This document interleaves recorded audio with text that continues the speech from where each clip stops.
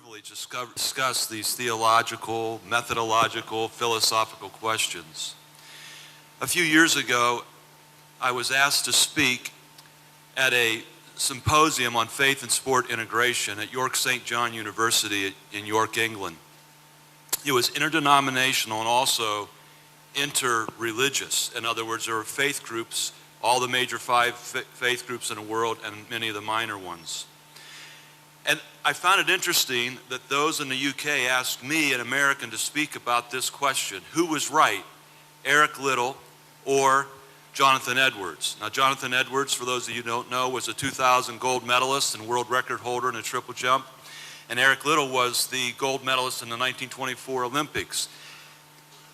In this conversation, the relevance is that Liddell did not compete on the Lord's Day because of his deeply held beliefs about those kinds of things. But Edwards had Liddell as his role model growing up, and he never ran or competed on the Lord's Day until some who were my good friends and colleagues advised him that he should start to do it because it would expand his platform proclamation of the gospel. In other words, the goal was to spread the gospel of Jesus Christ, and if he would compete, he would have a broader group of people to go speak to. Now, two points that resonate. 2 points that I said that day that resonated with people that were there. The first was, I said, whoever it is that holds a high view of the Lord's Day and does not compete or participate in those kind of things, and then changes their view and starts to, I have found that it's either the first or the last step in their total capitulation of their faith. The second point that I made was that I asked, who is it that actually ends up having the broadest, deepest, most impactful platform proclamation? Those who don't compete or those who do? Now, to answer that, I need to go to the next slide and help you understand the movie Chariots of Fire. I've researched not only the movie, but I've talked to the people, the family members, the people who were in the, did you get the next slide up there? And the people that were in the prison camp with Eric Liddell, etc. The movie line was written by a self-avowed atheist who found these three men unbelievably linked. The first was a man who was an agnostic, meaning he didn't know what to believe, but who ran for his own pleasure to express no faith at all. His name was Lord Burleigh. In the movie, he was Lord Lindsay, because he was the only one of the three that were still alive during the movie being filmed. He wanted nothing to do with it. That's why they used Lord Lindsay rather than Lord Burleigh. The second man was a Jew, Harold Abrams, who ran for the pleasure of expressing his faith, and that faith was as good as any other. The third was Eric Liddell, a Christian who normally ran and felt God's pleasure in that, but in this case did not run to express his faith. I wish I had the time to tell you the story that how it was funded by a Muslim. What was the result? That movie won 7 Academy Awards in 1982, including the Best Picture, from a very secular group of people. So, beyond that, Eric Liddell's witness for the gospel expands every single year because he chose not to run. And conclusions for me from that are that a higher, wider, deeper, and far more lasting platform proclamation comes from honoring the day. And after that symposium, people came up to me and talked to me about those two comments. One man said, "Do you know Jonathan Edwards?" And I said, "I wouldn't know him if he walked into this room. I've never met him." And nothing that I said then or now should be felt that I was trying to be personally criticizing him. My comments were analytical, not critical. He said, well, it's interesting that I believe that this was the first step towards his capitulation because he got out of church, he got out of fellowship, and now today he's walked away from his faith, his family, and everything else, which grieves my heart. So I asked this question.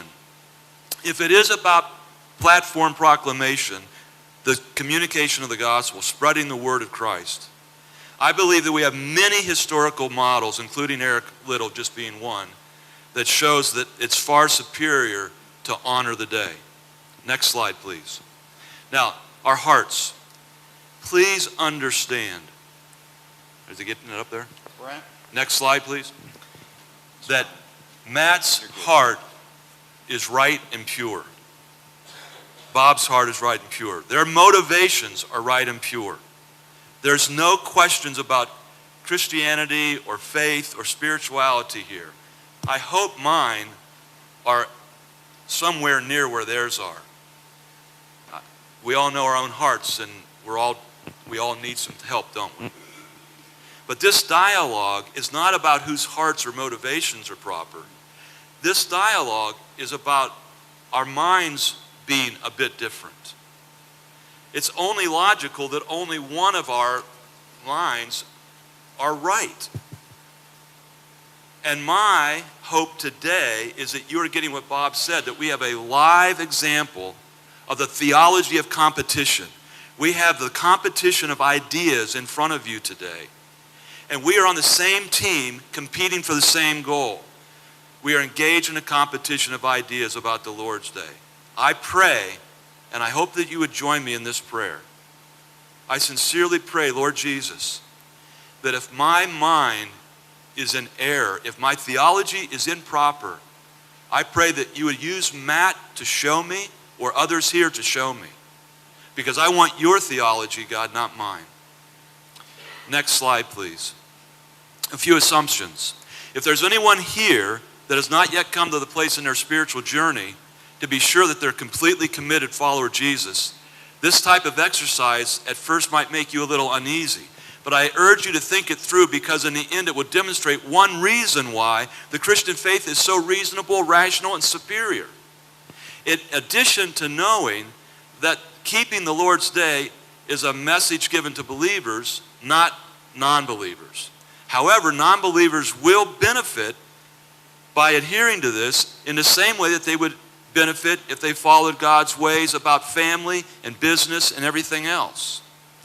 The real message is that we must not see keeping the Lord's Day holy. The real message is that we must not see it as an encumbrance, but rather as a gift from God. It is a day to celebrate every single week. Most holy days are only once a year. This is once a week. That's how important it is. And Christians get to celebrate Christmas and Easter and Pentecost every week. Why don't we want to do that? Why won't we take this day to celebrate? Now that we've established a few foundational perspectives, let's explore a biblical. I'm going to show on the next slide where we're going to go very quickly. 10 Commandments, other Old Testament, New Testament. Let's jump right into the 10 Commandments. The biblical basis. Spoken and written by God. If God handed you something that he wrote, would you pay attention? The fourth of 10 in priority. They're all incredibly important, but it's the fourth. How important is it? The penalty for abusing it was death. What kind of death? By stoning, because the person who abused it was so heinously sinful that I couldn't even lay my hands on that person without being tainted with the sin.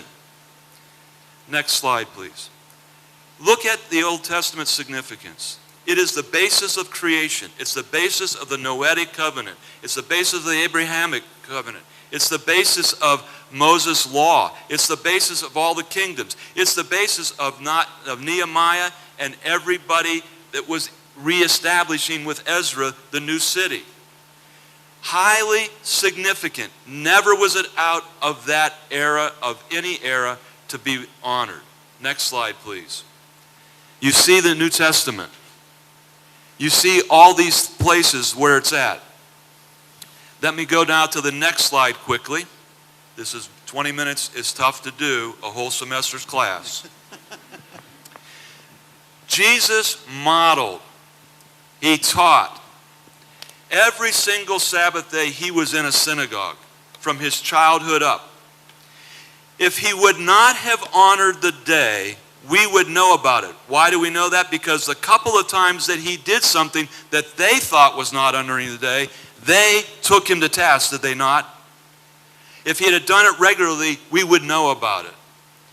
So, we know that Jesus very much modeled it. He also taught about it. And the most significant thing that he taught about the day was that the day was meant for man, not man for the day. How much more evidence do we need? Jesus lifted up honoring this day to the utmost degree by stating that it was for our benefit. And we dishonor it to our own detriment. I don't have time to go through all of these passages. I think you have them in your notes. I will say that the real issue is not Sabbath, but rather the authority of Christ. If Christ is Lord of the Sabbath, then we have to listen to him and follow his example. Next slide, please. Paul modeled and taught. Following Jesus' model, Paul attended the synagogue each and every week. He never taught against it. He taught rather about how to fulfill it. And he fully embraced and participated in it, even leading Lord's Day services. Passages in Romans 14, Colossians 2, and other places that talks about honoring certain days, it is not talking about the Sabbath. Those are ceremonial days attached to the feasting. Look at Romans 14. It is about feasting.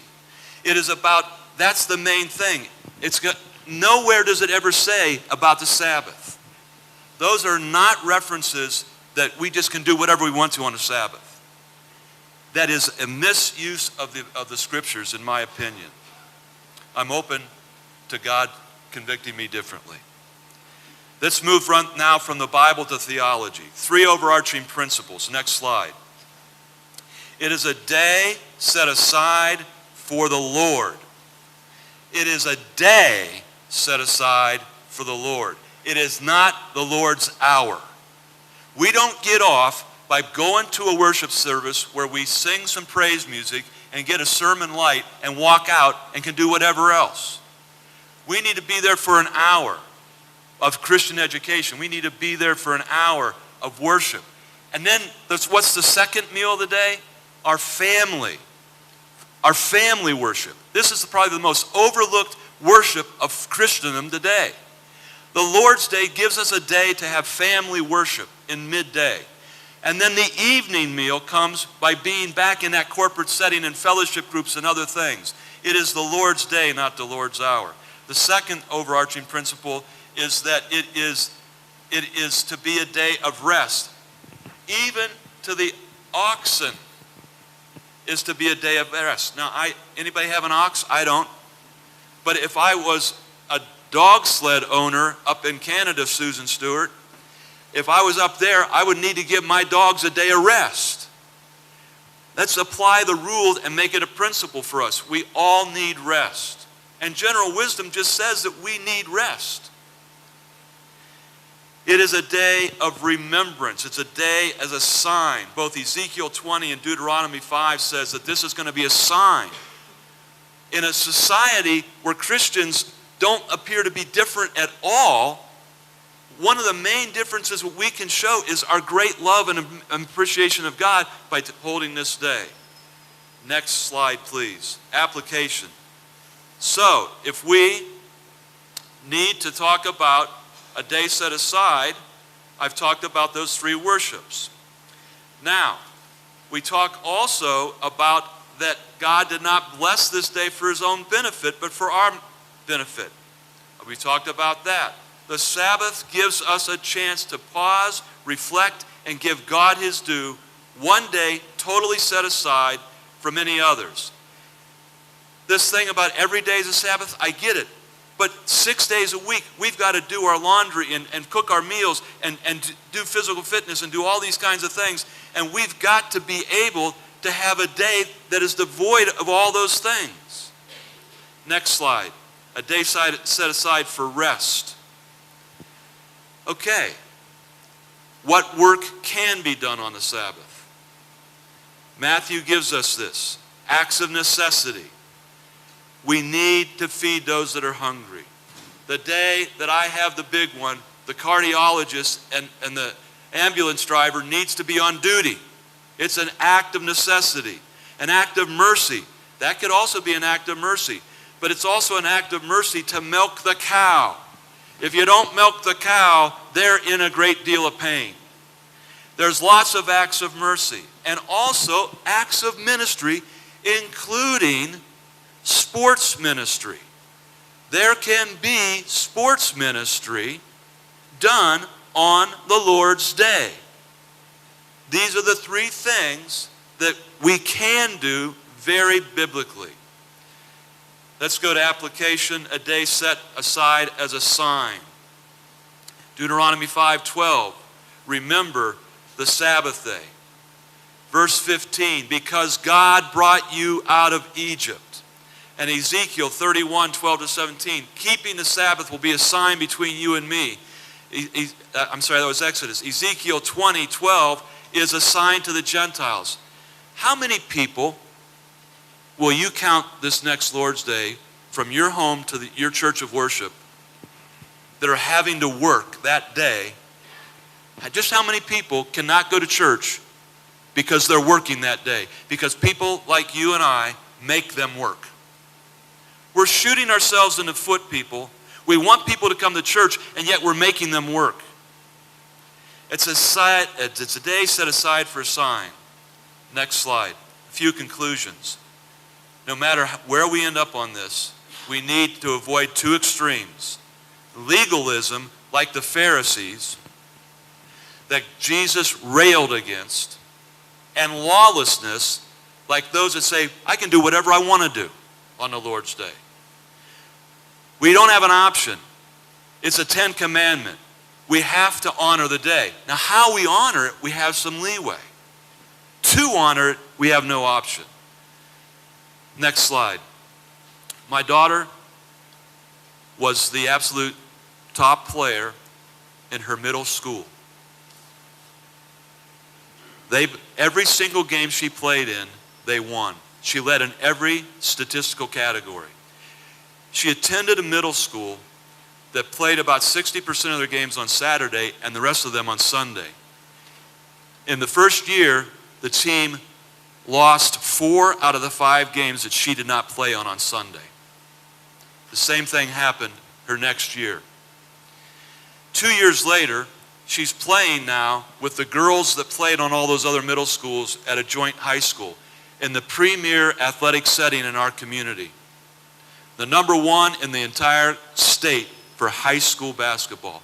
A parent of another player from another team from across the city came up to me in the upper bowl of that arena and said, I need to apologize to you. I said, what on earth for? He said, because we laughed at you, we ridiculed you, we denigrated you, and when we found out that she wasn't playing on Sundays, we tried to arrange to play you in a tournament on Sunday. I said, Frank, that's okay, don't worry. He said, no, you need to listen to me. He said, we were wrong and you were right. I said, Frank, please, no. He said, no, you got to listen to me. He said, why were you right? Why were we wrong? Because every one of our daughters has never returned to the church. Your daughter is the only one still in the church, and she's the one that's inviting our daughters to come to church with her. I thank God for my daughter. 10 years later, fast forward, I'm now with them, that mom and dad, with another team. And he said, you're still right, because my daughter has still not returned to the church. And I saw where your grandchild was dedicated to the Lord as an infant. And he said, we lost our daughters because we communicated that sport was more important than church, more important than faith. Next slide. Keeping a day. There's 4 ways for us to do that based on Hebrews 10, 19 to 25, Psalm 100. And you've got the notes in front of you. Do we keep it happily? Do we keep it honestly? Do we keep it humbly?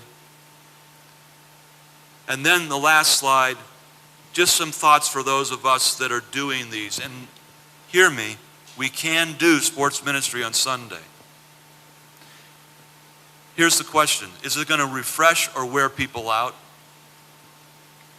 If it refreshes the participants or does evangelism, at the very least, your staff has to take another day. Is it going to conflict with any of these worship services? And again, a note about Colossians 2:16. The observance of the Sabbath, not the weekly Sabbath, feast days, monthly new moons, and other annual feasts, that in that particular passage was used to placate the angels who were thought to be directing the course of the stars and control. Dig it a little deeper. I will rest my case.